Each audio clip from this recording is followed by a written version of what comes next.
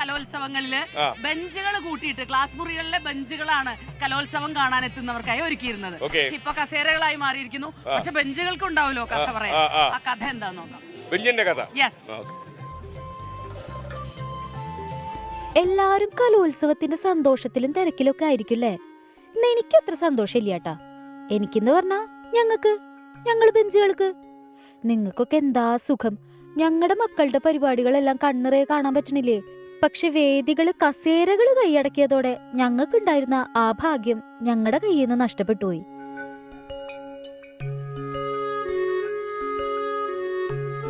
കണ്ടോ, എല്ലാ വേദികളിലും കസേരകള് മാത്രം.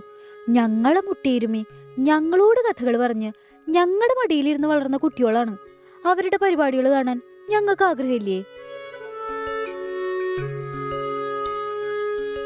ആദ്യമൊക്കെ കുട്ടികൾ കലോത്സവത്തിന് എത്തുന്നതിന് മുന്നേ ആദ്യം വേദിയിൽ സ്ഥാനം പിടിക്കണത് ഞങ്ങളായിരുന്നു. ഇനിയിപ്പോ സാരില്ല, നാടോടുമ്പോ നടുവേ ഓടണമെന്നാണല്ലോ. പിള്ളേര് ഈ ബെഞ്ചുകളിലും ഡെസ്കുകളിലും കോറിയിട്ട് ഈ വരകള് ഞങ്ങളുടെ ഹൃദയത്തിലുണ്ട്. അവരെ മിസ് ചെയ്യണുണ്ടെങ്കിലും ആ ഓർമ്മകൾ കൂടിയുണ്ട്. കലോത്സവ ദിനങ്ങൾ കഴിയുമ്പോൾ ഇവർ ഓടി വരുന്നത് ഞങ്ങളുടെ അടുത്തേക്ക് തന്നെയാണ്. ഞങ്ങളുടെ മടിയിലിരുന്നാണ് അവര് കലോത്സവ വിശേഷങ്ങൾ പറയാ. കലോത്സവം കളറാക്കിയ കാര്യങ്ങൾ കേൾക്കാൻ കുട്ടികളെയും കാത്തിരുന്നുകൊണ്ട് കലോത്സവ നഗരിയിൽ നിന്ന് കുറെ ബെഞ്ചുകളും ഡെസ്കുകളും സൈനിങ് ഓഫ്.